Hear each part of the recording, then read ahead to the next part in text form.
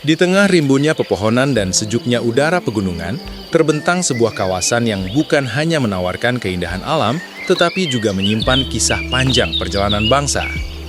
Taman Hutan Raya, atau yang lebih dikenal sebagai Tahura, menjadi ruang di mana alam dan sejarah saling bertemu, saling berdampingan, dan saling menguatkan. Saat langkah kaki menyusuri jalan setapak yang dikelilingi pepohonan tinggi, suasana terasa begitu tenang. Suara angin yang berdesir lembut di antara dedaunan, kicau burung yang terdengar dari kejauhan, serta cahaya matahari yang menembus celah-celah pohon menciptakan harmoni alam yang menenangkan jiwa. Sekilas tempat ini tampak seperti kawasan wisata alam pada umumnya, sejuk, hijau, dan menenangkan. Namun, Tahura bukan hanya tentang panorama dan keteduhan hutan. Di balik hijaunya pepohonan dan sunyinya jalur setapak, kawasan ini menyimpan cerita masa lalu yang panjang dan penuh makna. Cerita tentang masa penjajahan, tentang perjuangan, tentang ketegangan dan ketakutan, serta tentang upaya bertahan hidup di tengah situasi yang tidak menentu. Jejak-jejak sejarah itu tidak hanya tersimpan dalam catatan buku atau arsip lama. Ia hadir secara nyata dalam bentuk ruang, lorong, dan bangunan yang masih berdiri hingga hari ini. Bangunan-bangunan itu menjadi saksi bisu bagaimana masa lalu pernah terjadi di tempat ini. Di kawasan inilah terdapat dua goa bersejarah, Goa Jepang dan Goa Belanda. Dua goa dengan latar waktu yang berbeda dibangun oleh dua kekuatan penjajah yang berbeda, namun memiliki satu kesamaan. Keduanya menjadi bagian dari sejarah panjang bangsa Indonesia. Goa Jepang dan Goa Belanda bukan sekedar rongga batu di dalam tanah. Keduanya pernah menjadi tempat berlindung, tempat bertahan, dan bagian dari strategi perang pada masanya. Lorong-lorong sempit, dinding batu yang dingin, serta cahaya yang minim menghadirkan suasana yang kontras dengan ketenangan hutan di luar. Kini, ketika waktu telah berlalu dan suasana perang telah berganti dengan kedamaian, kedua goa ini tetap berdiri sebagai pengingat. Pengingat bahwa di balik keindahan alam yang kita nikmati hari ini, pernah ada masa kelam yang harus dilalui. Dan melalui jejak-jejak inilah, kita diajak untuk tidak sekedar melihat, tetapi juga merasakan dan merenungkan perjalanan sejarah bangsa Indonesia dari masa ke masa.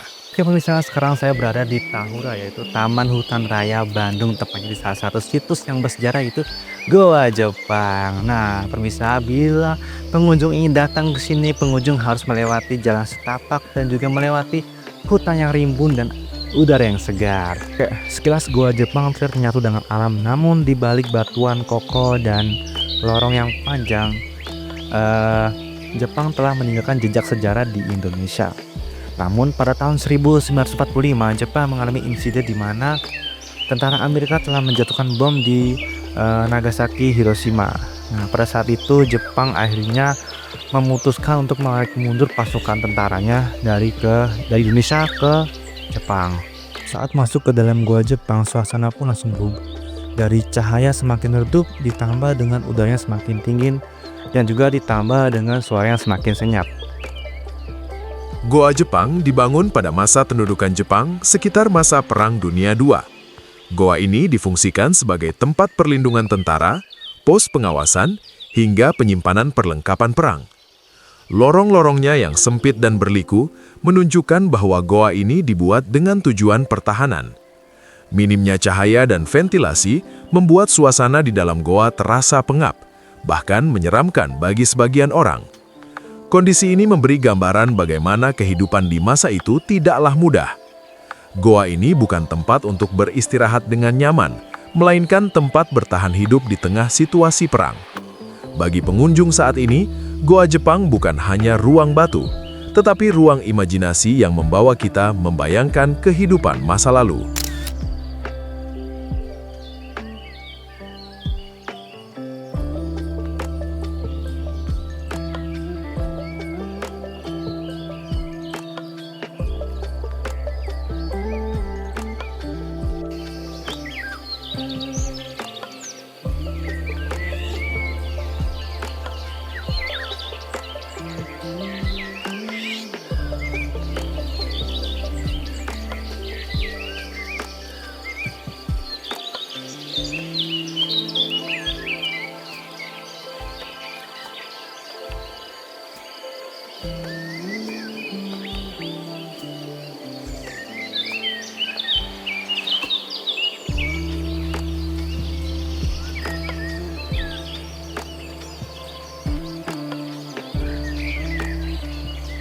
Setelah mengunjungi gua Jepang, perjalanan selanjutnya menuju ke gua Belanda.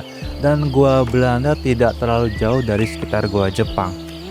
Saat di dalam perjalanan, pengunjung disuguhi dengan nuansa hutan yang masih asri ditambah dengan jalan setapak yang begitu jelas dan enak untuk dipijak.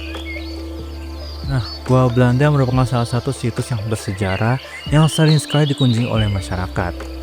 Dikarenakan Gua Belanda jauh lebih besar dan lebih luas, ditambah dengan bangunan di dalam itu jauh lebih jadi ketimbang Gua Jepang. Goa Belanda dibangun pada masa kolonial Belanda, jauh sebelum pendudukan Jepang di Indonesia. Goa ini bukan sekadar lorong bawah tanah, melainkan bagian dari sistem pertahanan yang dirancang dengan perhitungan matang.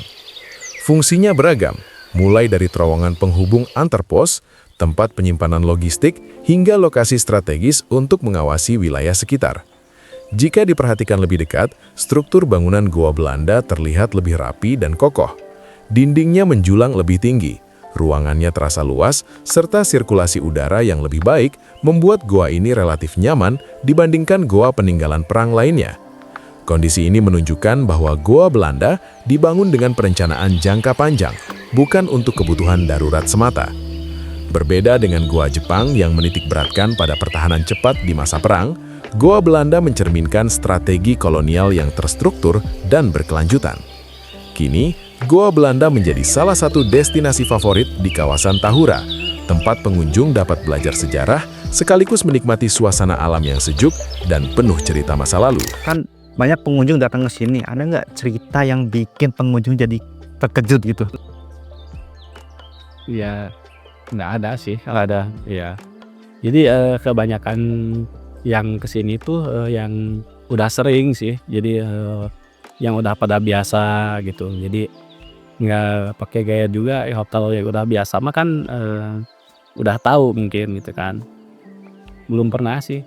Cuma kebetulan sekitar 1 tahun ke belakang ada rombongan dari sekolahan Bekasi itu sekitar 2 bis.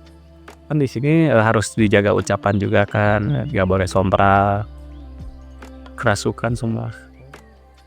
Soalnya ya nggak bisa ngejaga sikap gitu.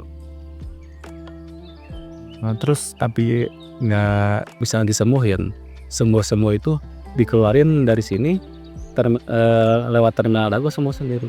Terus dari Gua Jepang dan Gua Belanda, ada nggak fungsi khusus di antara keduanya nih yang nggak dimiliki Gua Belanda sama Gua Jepang gitu? Beda-beda. Si khususnya itu kalau ini mah kan hanya untuk khusus petingginya aja. Tinggi aja isinya ya.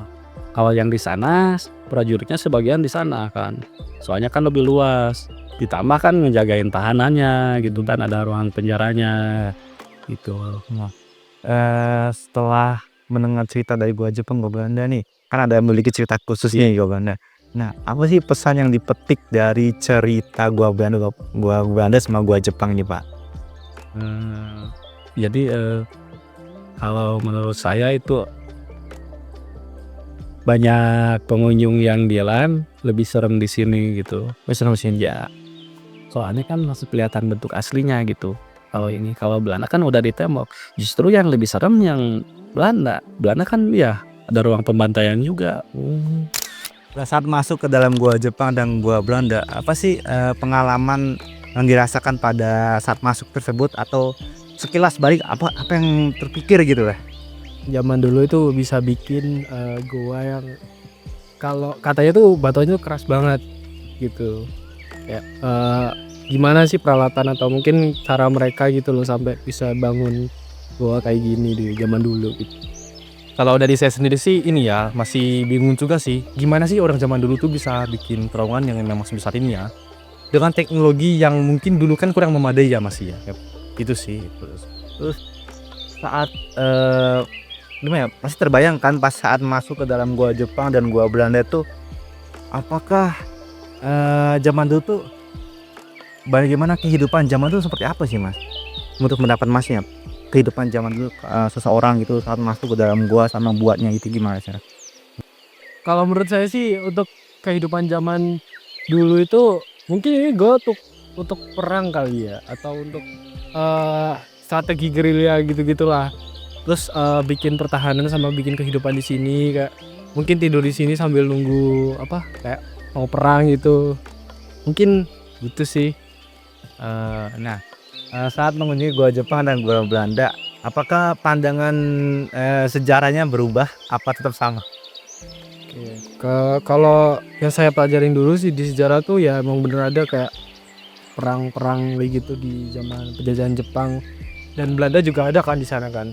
Jadi ya mungkin ini jadi saksi apa ya? Jadi bukti lah kalau sejarah yang kita pelajarin di sekolah dulu tuh emang beneran gitu. Ya masih sama. Kalau Masnya gimana? Kalau saya juga sih ya, karena kan kalau terowongan kan harusnya digunakan memang untuk perang gitu ya. Karena zaman dulu juga kan kita kan masih dalam masa penjajahan juga gitu.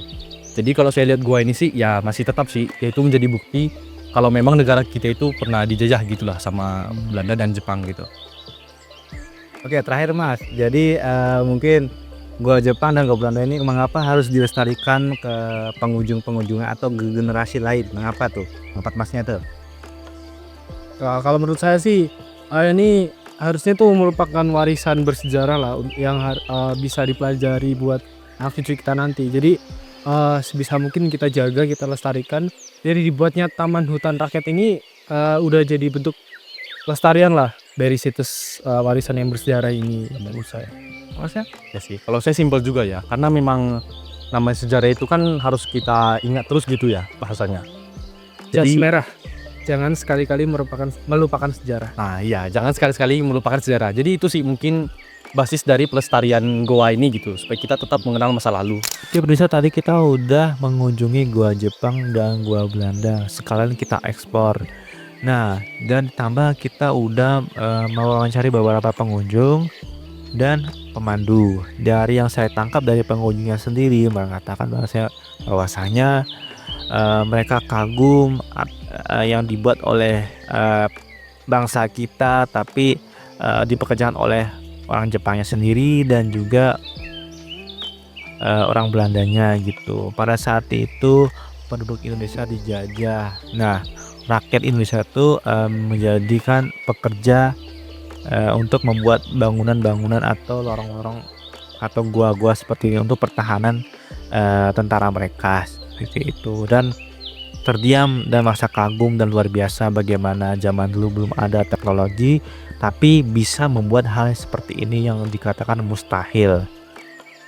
Dan juga pendapat dari pemandu mengatakan bahwasanya kita tidak boleh sompral saat mengunjungi di suatu tempat, apalagi tempat yang memiliki sejarah yang panjang seperti Goa Jepang dan Goa Belanda, karena Goa Belanda memiliki story dan Goa Jepang memiliki story. Kita harus menjaga attitude, sopan santun dan berakhlak dan tidak boleh sompral agar kita tetap dapat menikmati story-story atau cerita-cerita atau sejarah yang ada di Goa Jepang dan Goa Belanda.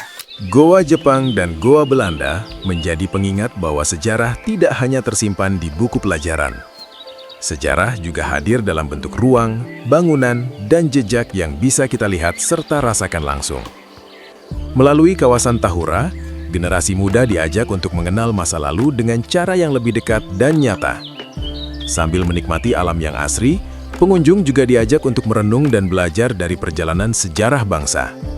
Dengan kepedulian bersama, Taman Hutan Raya diharapkan tetap menjadi ruang belajar, ruang rekreasi, dan ruang sejarah yang dapat dinikmati oleh generasi sekarang dan generasi mendatang.